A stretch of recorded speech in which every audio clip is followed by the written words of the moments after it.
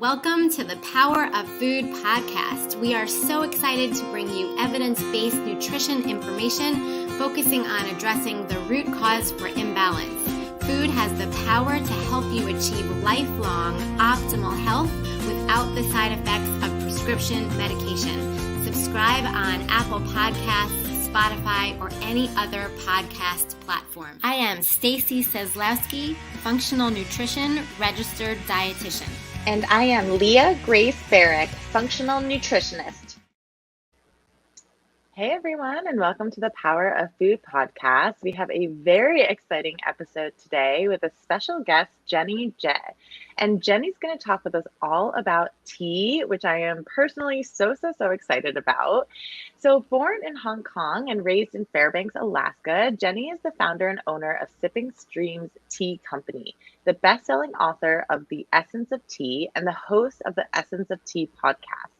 Sipping Streams, the only geothermal-powered tea farm in the world, began as a vision in 2004 when Jenny decided the way that tea was able to bring different people together. Bootstrapping from absolutely nothing 16 years ago and building a business without so much as a mentor, Jenny's passion for community, sustainability, and quality have allowed the Sipping Streams Tea Company to weather 2 recessions and a pandemic.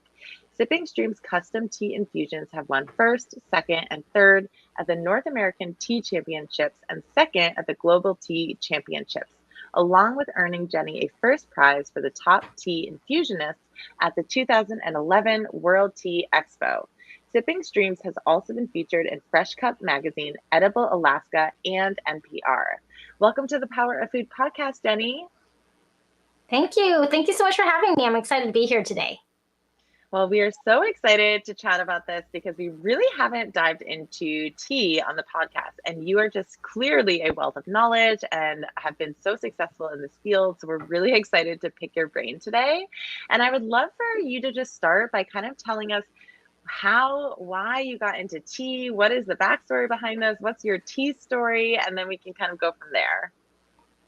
Yeah, so my background is actually athletic training. So I was a double major in college. Athletic training. So it's not a personal trainer. It's like sports medicine. And then I was a double major in physical education, K through 12. So I grew up a coffee drinker. I've been drinking coffee since I was 4. I prefer black coffee, just straight black coffee. Maybe it's because I'm lactose intolerant. So I don't know.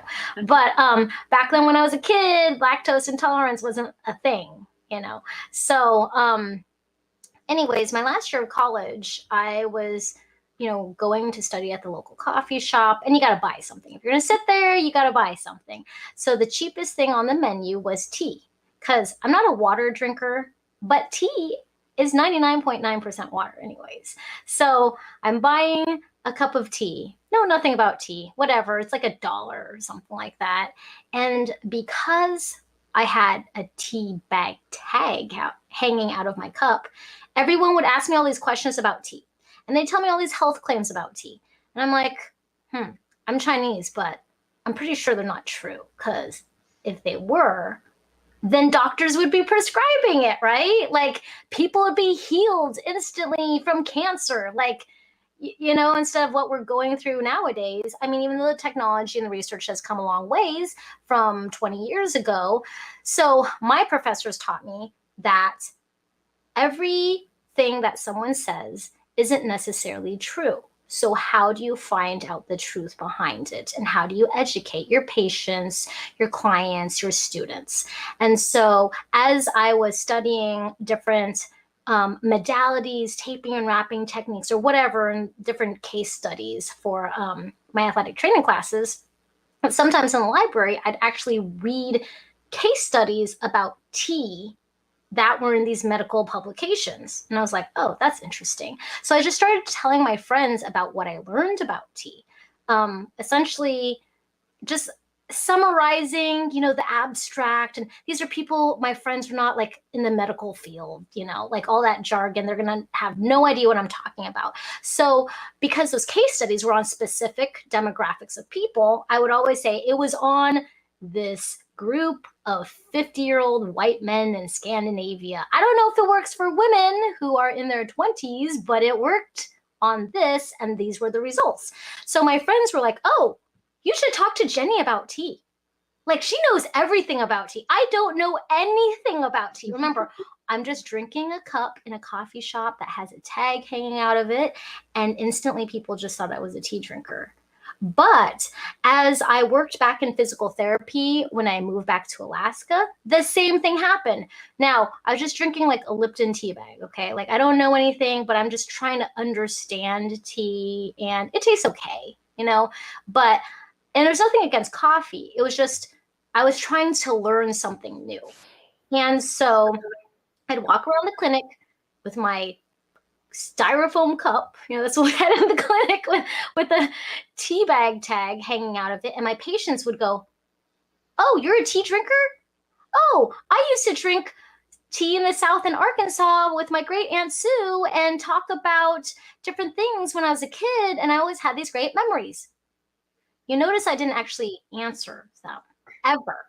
Like, they would just say, "Oh, you're a tea drinker," and then tell me their life story, about tea. And so I was like, there's something about this whole tea culture thing. You never see a coffee drinker sitting there with a cup of coffee and go, "Oh, you're a coffee drinker? Oh, let me tell you about my history of coffee when I was a little kid and when I first had a cup of coffee." I've never had that experience, but in tea, constantly, over and over again, year after year, patients sitting in some, like, you don't know anybody, and people would just start talking to you because you're like in this tea club. And I was thinking to myself, this thing's like crazy different than what I'm used to in coffee. There's something like really powerful about connecting people with each other and community.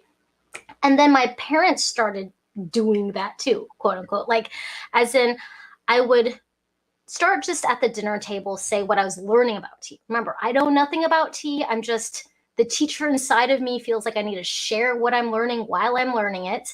And my parents would go, "Oh, your uncle used to drink this tea and he would collect these cakes and they're super expensive." So I would learn more about tea that way. But my parents, that grew up in a very, very harsh childhood, being very poor. My father fled from China when he was a kid, like his whole family did. I was born in Hong Kong.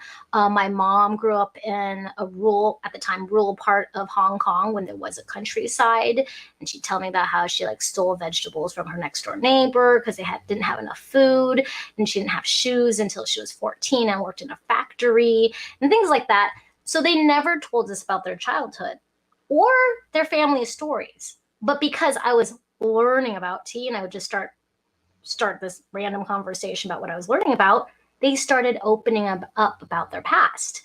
And I was like, if anything, if tea is not good for you or has no benefits physiologically, then at least this huge intimacy that we connect with people is very transformational.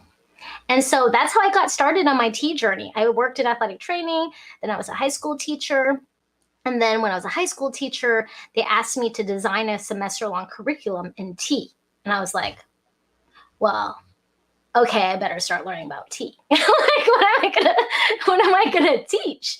So so more and more people just kept saying, "Jenny knows a lot about tea. She should start a tea business." And I'm like, I don't have any interest in being an entrepreneur. Like, I'm just trying to help people. I love helping people, right? 2 different careers and helping people.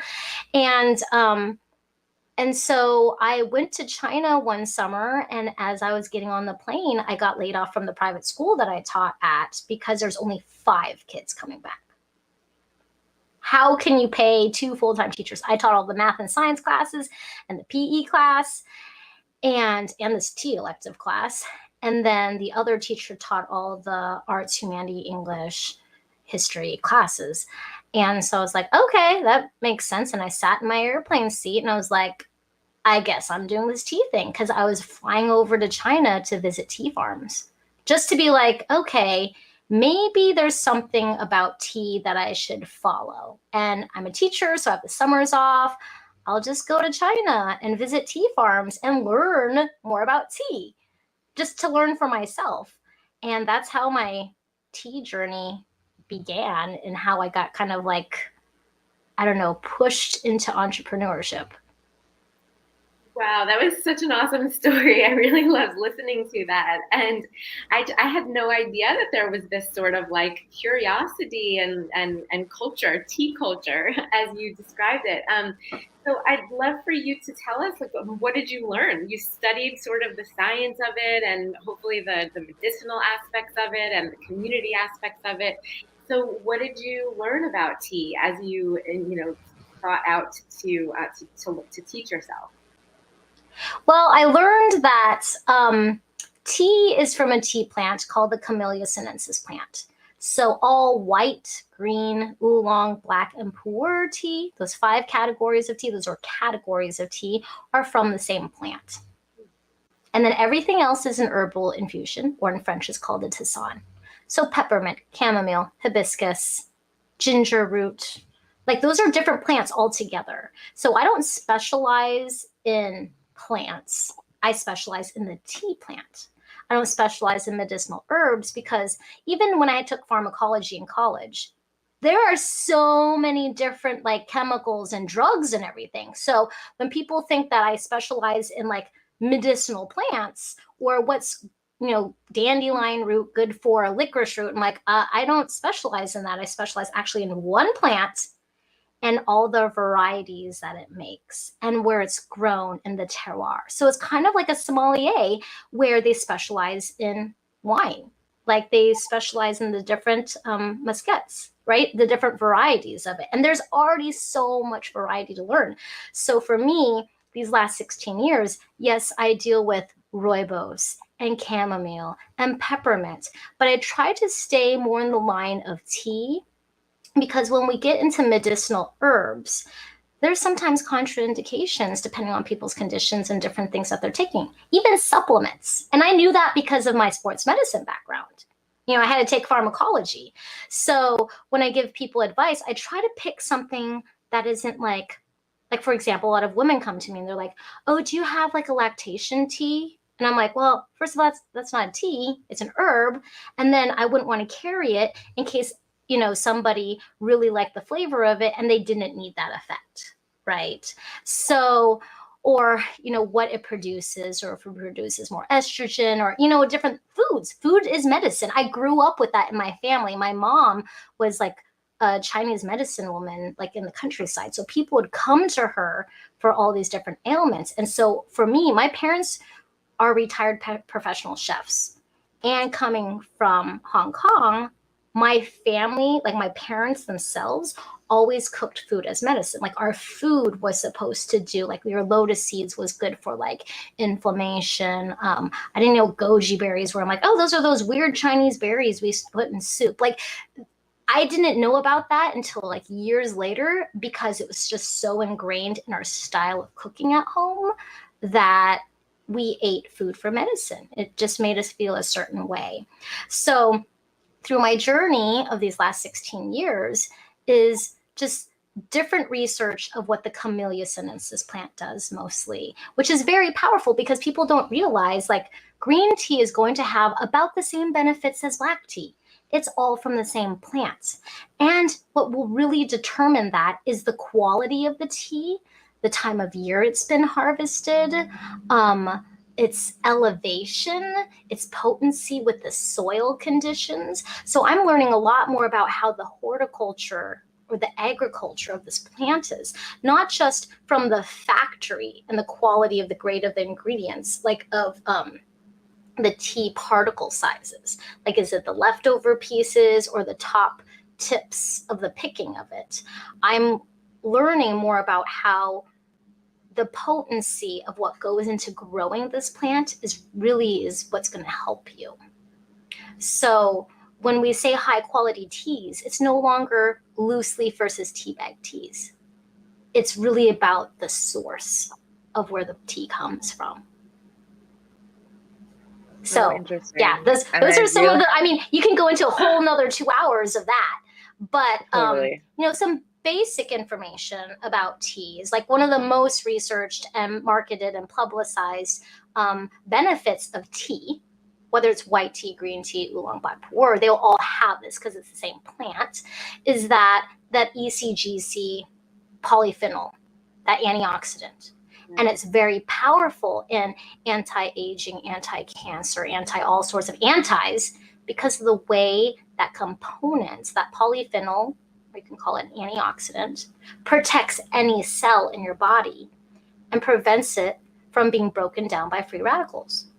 So those free radicals, whether we ingest them, our environments, the stresses that we have on our own cells, our mental stress, all that affects the cells in our body, and how our body reacts in replication, that for a while, that polyphenol, it doesn't matter if the cell's in your eyeball, it doesn't matter if it's like in your heart, it doesn't matter if it's in your gut, any cells that's in contact with that antioxidant is protected for a while as like an extra shield barrier until it's broken down over time. So if you're constantly a tea drinker, since like I still remember that study from Scandinavia that it showed a significant correlation for people who consumed 3 cups of tea a day. One of the interesting things was these were people, when they consumed 3 cups of, I think it was green tea at the time, because green tea was big back 20 years ago. I mean, it's still big today. But green tea, they were less likely to be in accidents, less likely to have cardiovascular disease, less likely to have cancer. But it also probably correlated to what attracted me to tea was the lifestyle, the mindset, the community. And now you're really thinking about a plant that is affecting your holistic way of living, because it's no longer a supplement that you're like, okay, this is good for my body. So remember, I didn't drink tea because it was good for my body. I was drinking tea because it was the cheapest thing on the coffee shop menu. Okay, I'm a college student about to graduate from college, got to pay my student loans back.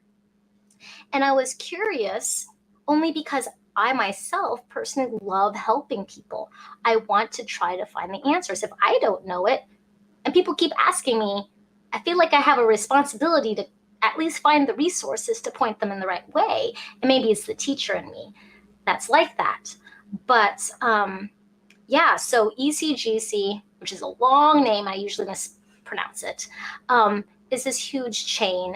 And another thing that's in tea that people might not know is L-theanine, which is an amino acid that calms and relaxes the body. Now, there's a lot more, I guess, publicity about L-theanine because it's used in supplements a lot. But L-theanine is in any green leafy plant. Your kale, your spinach, your broccoli, your cabbage, green leafy plants. Well, the tea plant itself is a green leafy tree. It's an evergreen tree. It could be over 100 meters tall. Most time you see like groomed rolling hills. Well, because not everyone wants to shimmy up a really large tree, when they're picking tea leaves. So they kind of trim them down. They just like you're pruning, your hedges or something like that. And so the tea plant is from an evergreen tree, a deep, dark, leafy green plant. So all green leafy plants have L-theanine. It's an amino acid that calms and relaxes your body. And most people don't realize that tea has a lot of caffeine in it. It's a natural insect repellent for the tea plant itself. And when you think of these hundreds of acres, there's a lot of tea farms that are way in rural areas that they aren't going to be using pesticides and different things like that because they literally just can't access that on a consistent basis. They need to grow in places that are more naturally in a relationship with the tea plant, like the tea plant can survive there on its own. Because can you imagine walking hundreds of miles every day and trying to spray plants? There are places that do spray, don't get me wrong. But usually those are places that are going to be more machine harvested. But then when you think about these super rural areas like in Nepal, even places in India, even places in China, you think of big cities, smoggy places. Well, if you think of these tea farms or tea estates, they're very large. They have to have families picking them, multiple families, hundreds of people picking them. And they cannot be in a high pollution area. There's just no land for that.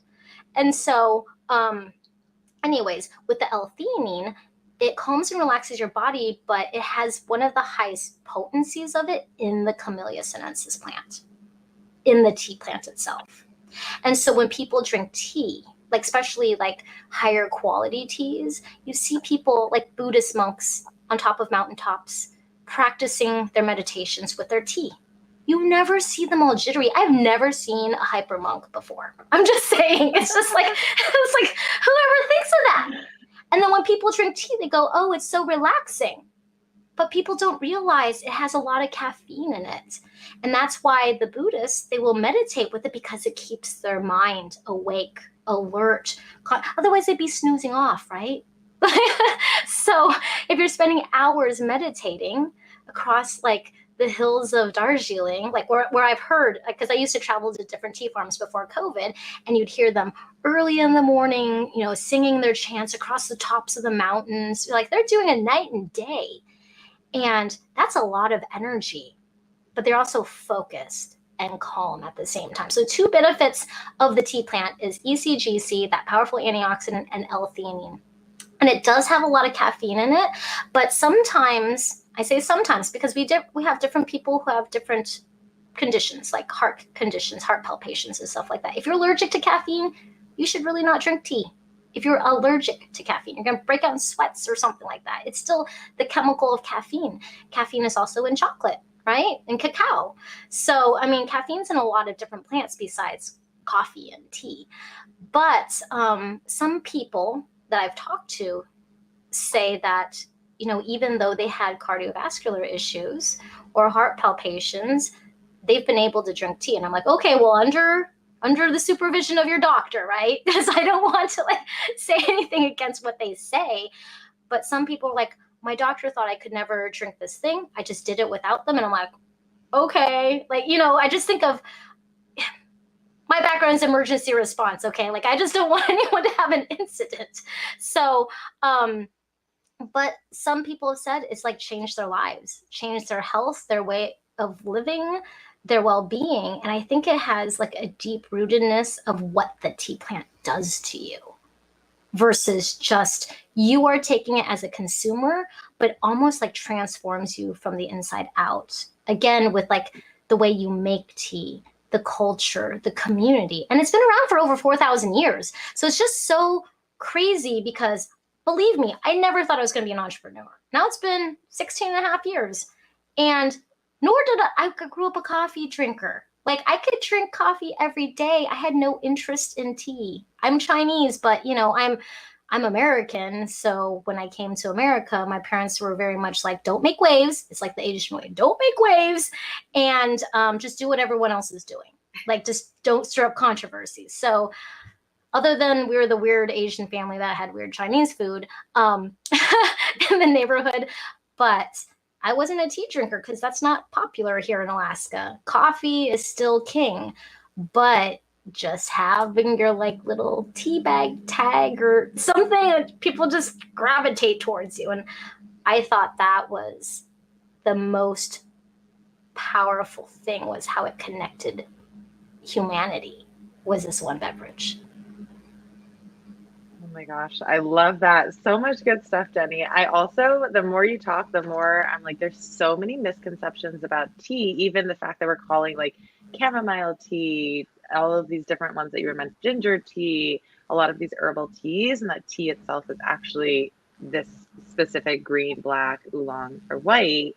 And I also didn't realize that like a lot of the things we hear about, maybe I'm just in a bubble with green tea and matcha, but with the L-theanine and EGCG, like we really only hear about that in green tea. Like I actually didn't even realize that it was in the other varieties as well, which is really, really cool. So that is amazing. And then I love this perspective that you have on it being so much more than like the chemicals that, you know, are going into your body and giving you health benefits, but it's this worldwide like social, you know, thing where it's very grounding for people. It's very calming and it brings people together, which as we know is just as important for health as the actual, you know, nutrients that you're bringing into your body. So that's just so amazing that, you know, you're really focusing on that aspect of it too. Is there like a best way to prepare tea that you recommend that's like the correct way? Because now I'm questioning everything I know about tea. So I would love to know if there's like an official best way to go about tea. And like, do you exclusively do loose leaf? Do you do any bag teas? Tell us a little bit more about all of that some of our listeners might be interested in. So I'm always testing and sampling what the regular consumer is drinking, like in the grocery store. Remember, I was a tea newbie at one point, but I don't walk away from that and be like, oh, I'm a tea snob. Like, you don't meet a Buddhist monk who all of a sudden has this pride and like, I'm elevated here. I'm not here to teach you, to connect with you. I feel like tea should be always approachable, and the tea community should be very understanding of everyone. So honestly, this morning I was drinking some like low-end green tea from a bag I bought at the grocery store. Actually, it was old. It was like 4 years old at least. So I was like, okay, whatever. I'll just drink this. I wonder what it tastes like, So, and I just threw it in with some boiling water. But typically, white and green teas, and now some of you might be like tea connoisseurs out there, but this is just for the general person, because even though I won the top tea infusionist competition, it does not mean that I just have to always have my tea in the perfect way, right? But typically white and green teas, they're more green tasting. And so when you think about like food science or even coffee, so if you're a coffee drinker, it might make more sense. The higher temperature, the faster the extraction rate. Heat, like molecules, move things around. And so you want it like steaming hot water. Like you don't have a thermometer, you don't have a digital kettle, you just got a pot on the stove, like a sauce pot or something. You start to see it steam. That's good enough for white and green tea. 2-3 minutes. When you got your oolong teas, your black teas, your pu'er teas, I would say 3 minutes, 3 to 5 minutes. Just depends how strong you want it to be. So things that change the way your cup tastes is going to be the temperature and the time. That's the biggest thing. So I usually drink loose leaf teas, but I'm trying to clean out my drawers and I don't like wasting things. So that's why I'm like, I had a tea bag tea this morning. And it was okay, but I was like, okay. I also put in some honeycomb from the bees that we have. So I was like, okay, got some propolis in there, got some good wax and other things like that.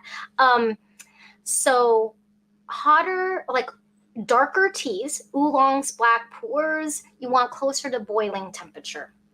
And if it's an herb, you definitely want boiling. Just imagine ginger root, right? Dry ginger root. We're not talking about fresh ginger root. You go buy some ginger at the grocery store. We're talking about dried ginger, super dense. Or you imagine cacao nibs, super dense. Or like a chunk of turmeric that's been dried or something like that. How do you get the water to penetrate and extract its essence, its essential oils? You have to use close to boiling hot water. So that's why herbal infusions will use boiling hot water, close to boiling hot water, and then 3 to 5 minutes. So the lighter color it is for tea itself, lower temperature. Hotter it is, hotter temperature and time. Yes, there are charts out there that tell you specifically how to do it right. But in the end, professional tea tasters around the world, when they're tasting like 50 teas in a row, they're technically using boiling hot water to get the flavor out right away and trying to find all those nuances and characteristics about that batch of tea. So they're doing a high temperature extraction anyways. And that's also why matcha is so powerful. Because matcha has the whole pure meat of the leaf. You're getting 100% of the extraction because you're eating it in a beverage. So when you have darker teas, higher temperature, a little bit longer time, but lighter teas, because of the nuances of bitterness, like these personalities, characteristics you don't want in a lighter colored tea, will become very astringent, very strong. So my hack that I recommend for anyone who thinks their tea is way too strong tasting is just water it down. Now you've diluted that concentration because all you did was, if you use too hot of a water temperature, it's really strong because it's technically concentrated. So just water it down and then drink it to however your liking is. That is such a great hack because you always think like, I'm going to ruin it and then it's too late. But that's so true. You could just kind of add a little more water and change the flavor.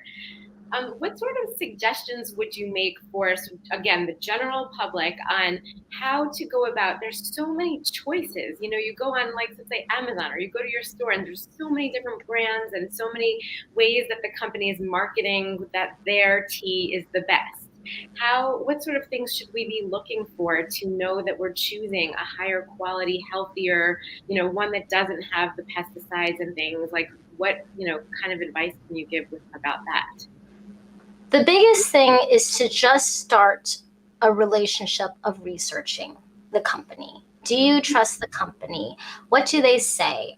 This is the same way like when I started and I visited tea farms, and I'm evaluating where I'm buying tea from.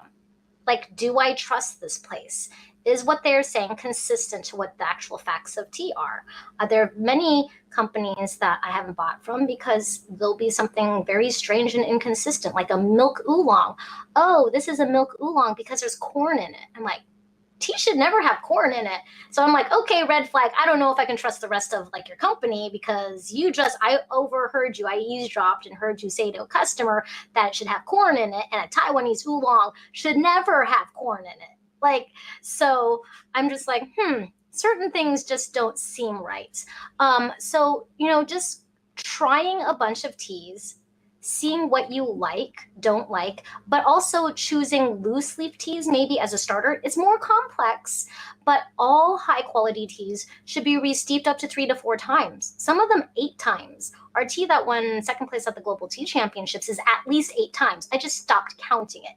And when I say 8 times or 4 times, it's steeping that tea at the right temperature for the right time every single time, not increasing it, not trying to modify it and pull out more flavors. If it's getting weaker, it was either stale or not rolled very tightly. So imagine thousands of years ago, people are on horseback carrying their bags of tea, their sacks of tea, or whatever it is, boxes of tea, cases, wooden crates, whatever it is. And you don't have anything called plastic bags, right? You don't have vacuum sealing. So tea leaves are actually rolled by hand or machine to be extremely tight, that even in boiling hot water, it takes time for it to be re-steeped over and over again until it fully opens to like a chunk of tea leaf. Because that natural rolling process is vacuum sealing the teas to be keeping their essential oils in there for thousands of miles of transportation. And that's how you know it's a higher quality tea, is that if you can re-steep your tea multiple times. And then it also keeps the freshness on the inner parts of those leaves much more longer, right? Because it hasn't oxidized. Oxidation, we talk about oxidation in nutrition or even in your body, like the breakdown of oxygen, how that reacts to the potency of nutrients in our foods. So having a very highly, like a high quality tea with very dense leaves that takes time for it to open over time, like the re-steeping of it 3 minutes with boiling hot water, 3 minutes with boiling water. And you're like, oh, it's still not open. That's a good quality tea for the rolling. So the manufacturing, is very good. But building those relationships with them, like, can you trust that they don't have pesticides in them? It's just kind of like trusting someone that you just met, right? It says it's organic certified. I actually buy quite a few teas from, I wouldn't say they're smaller growers, but they're like medium-sized growers who don't choose to have the USDA organic certification, but they still practice all the same things. They just don't want to deal with the paperwork, the bureaucracy, and then looking at somebody else with a certification who does it while it's certified, while they're being inspected, and then go back. So yeah, it's kind of political. And I do, especially in China, like to use USDA organic teas, just because it's China. But like other countries like India, like just the farms that I visited, one of them, they're on the tea research board of India. 5 generations of them have been chairman on the tea research board of India, of tea. So they know about what to use naturally. They've been practicing it and they've done the research because they're, in an institution that research that kind of stuff. So, and I see it. And when I, visit or live out there, then I'm like, oh, it's pretty consistent because, the bushes are kind of short, so you're going to see somebody. Like, just like look over all the tea plants and you're like, huh, what's that going on over there? So it's really hard to like hide that kind of thing. But also like how clean it is in there, how clean the factories are. So when you're steeping your loose leaf tea, for example, and you have like a white bowl, we sometimes call it a cupping set. It's how you professionally evaluate tea. And if you see a lot of like tiny little crumbs and dirt and pieces in your serving of like the really good leaf, so the really tightly rolled leaf, that looks clean, right? It doesn't have lots of small crumbs in it already, but you took like a serving of 2.5 grams technically, and you steeped it on hot water. When it unfurls, does it have lots of like rocks and crumbs and stuff? It kind of gives you a clue of how clean the facility is also. So that's another little hack that even most professional or tea business owners might not know, is to look inside after you've shaken your tea leaves and pick the best of the leaves, see how clean they are when they unfurl all the way. What's in the cup? The moral of the story is do your research. That's awesome. And it's so interesting about the re-steeping. I had no idea. Do you like keep the already steeped tea in a specific container? Do you leave it out? Do you put it in the fridge? Or do you have to do the steeping like back to back to back? I just like put it in, I just leave it. Like I have the tea leaves like in another container or dish or something like that. And then I just keep drinking it. If it's in one of my tea travel mugs and I'm traveling, I just keep putting hot water in it. And like I said, if it tastes too strong, just water it down. So I don't usually do the typical timing of my tea, probably because I've drank so much tea, I know it's supposed to taste like. And I'm like, oh, this is too strong, water it down. But the re-steeping is like, it's a produce that you've rehydrated, so it can mold if you just leave it out for too long.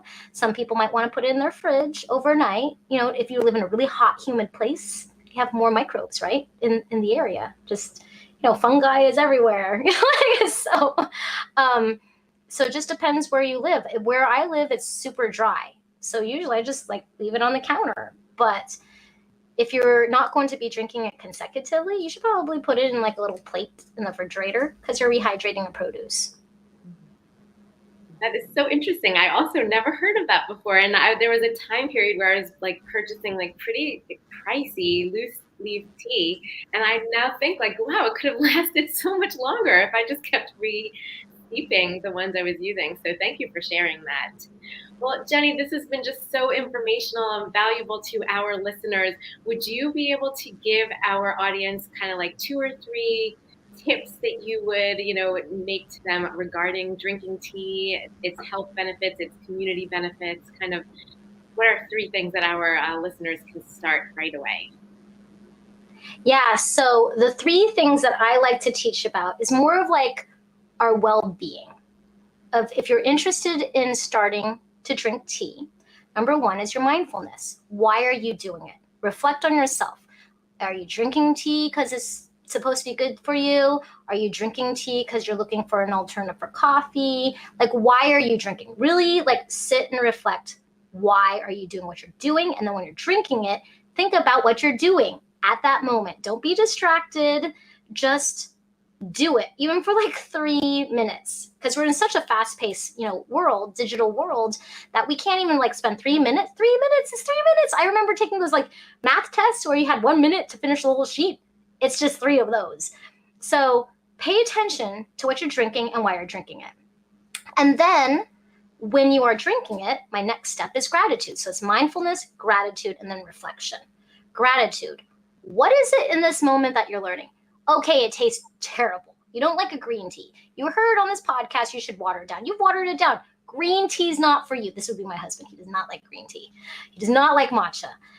Turns out he likes bad green tea, which has more of a taste profile of a black tea.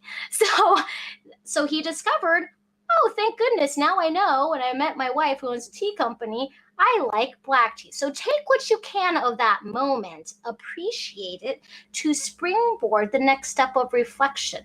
So now what are you going to do with it? Now what are you going to take from those moments of life lessons? So you've got mindfulness, gratitude, and reflection, and then you do the cycle again. And that's with anything. But especially if you're learning about tea, you will not have time to analyze tea or learn anything because there's so much. It's a very, just in this podcast, it's a vast, vast topic. So just practice those baby steps of mindfulness, gratitude, and reflection, and it will take you on your own personal journey of wherever it leads you, meant for you. And that way it can be personalized for you. Amazing. Mindfulness, gratitude, reflection. Love that. Jenny, where can our listeners find you, find your teas, buy your teas? Tell everyone the best way to get in touch with you. Yeah, the best way is to find us at sippingstreams.com. And at sippingstreams.com, you can find links to our tea podcast or YouTube channel. Also, it's also our online store, and it takes you to links of like our classes if you want to buy a tea class online. But what is really helpful is getting the tea sampler. So if you're a newbie, there's 15 different teas in every categories, including herbal tisanes and yerba mate and rooibos, all these different categories of tea and non-teas. But so go to sippingstreams.com. You can find out more about us. If you want to reach out to me personally, you can email me at hello@sippingstreams.com. And then you can find us on all sorts of social media at Sipping Streams. Awesome. I know I'm going to get off this podcast in order because you've gained my trust and you've done the research. So I know that I'm really excited to try your teas. So thank you so much for being here today, and we'll definitely be in touch with you. Thank you. Thank you so much for having me. It was fun being here. Absolutely. Thanks so much for listening. If you found this episode helpful, we'd love if you left a rating and review and shared it with someone else who would find it helpful. You can find more information about Leah at gracefunctionalnutrition.com and get in touch with her through email at leah@gracefunctionalnutrition.com or on Instagram at gracefunctionalnutrition. To find more information about Stacy, you can find her at healfromfood.com, email her at stacy@healfromfood, or on social media at healfromfood. See you next time.